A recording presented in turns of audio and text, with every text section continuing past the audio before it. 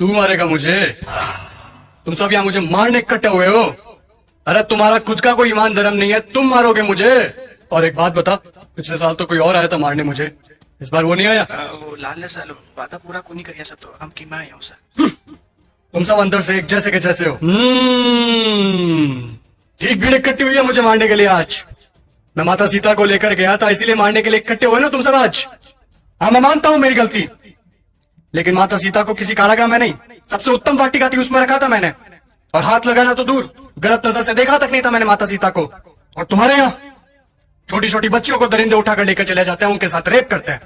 उनको तो तुमने कभी ऐसे इकट्ठा होकर जलाया नहीं। वो दरिंदे क्यों खुलेआम घूम रहे हैं आज भी, मुझे ये बताओ। आए हैं मुझे जलाने। अब चोटे तू बता, मैं तो सभी वेद और ग्रंथों का ज्ञाता हूं। तूने कौन सी वेद ग्रंथ या पुस्तक पढ़ी है, मुझे ये बता। पांचवी फेल मेरे समक्ष बोलेगा तू? चुपचाप खड़ा है तू। देख, मुझे ना केवल संगीत का शौक है, बल्कि सभी रागों का, सुरों का और वाद्य यंत्रों का ज्ञान भी है। तुझे क्या ज्ञान है वाद्य यंत्रों के बारे में? ये मारने आया है मुझे। अब तुम लोग सुनो, मेरे जैसा महादेव का भक्त ना तो कोई हुआ है, ना मेरे जैसे महादेव की भक्ति किसी ने की है। और तुम लोग, तुम्हारा भी कोई जमीन नहीं है। भगवान पलटते समय नहीं लेते तुम।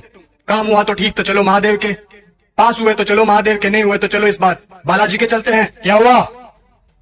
गुस्सा आ रहा है मेरे ऊपर? तुम लोग मेरे बारे में क्या सोचते हो मुझे कुछ फर्क नहीं पड़ता, लेकिन एक बात कान खोल के सुन लो, मैं चाहे कैसा भी हूं, लेकिन तुम्हारे इस मंत्री जैसा कदापि नहीं हूं मैं। मेरे राजपाट में जनता प्रसन्न रहती थी, खुश रखता था मैं उन्हें। इसकी तरह पटाखों की चोरी कभी नहीं की मैंने। बोलूं, बता दूं सभी को, ये दुष्ट, ये तुम्हारा मंत्री दुष्ट एक नंबर का, ये कागजों में लिखता है कि रावण दहन के लिए 50 पेटी पटाखों के लगे, और लगा था 5 भी नहीं है। ये सब इसके घर पे जा रहे हैं। और तुम लोग क्या कहते हो? बुराई पर अच्छाई की जीत। कहां हुई, कहां हुई बुराई पर अच्छाई की जीत? जब तक तुम्हारे मन में चोरी, गद्दारी, लालच, वासना, द्वेष, अहंकार जैसी भावनाएं जीवित है, बुराई कैसे मरेगी? बुराई मर ही नहीं सकती। तुम लोग मुझे खत्म करने आए हो ना? अरे मेरा खात्मा तो मेरा अहंकार कभी कर चुका। अब अगर मारना है, जलाना है, तो अपने अंदर छुपे रावण को जलाओ, उसको मारो। सच्चाई और अच्छाई को अपना लो, बुराई अपने आप खत्म हो जाएगी।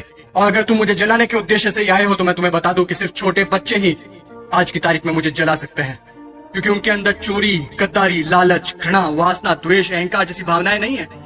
असल में वही है ईश्वर का स्वरूप। ए लड़के, लगा दे आग, फिर से जला दे। अगले साल फिर आऊंगा मैं जलने के लिए, लेकिन अगले साल मैं देखूंगा कि आप लोगों ने अपने अंदर के रावण जलाए या नहीं।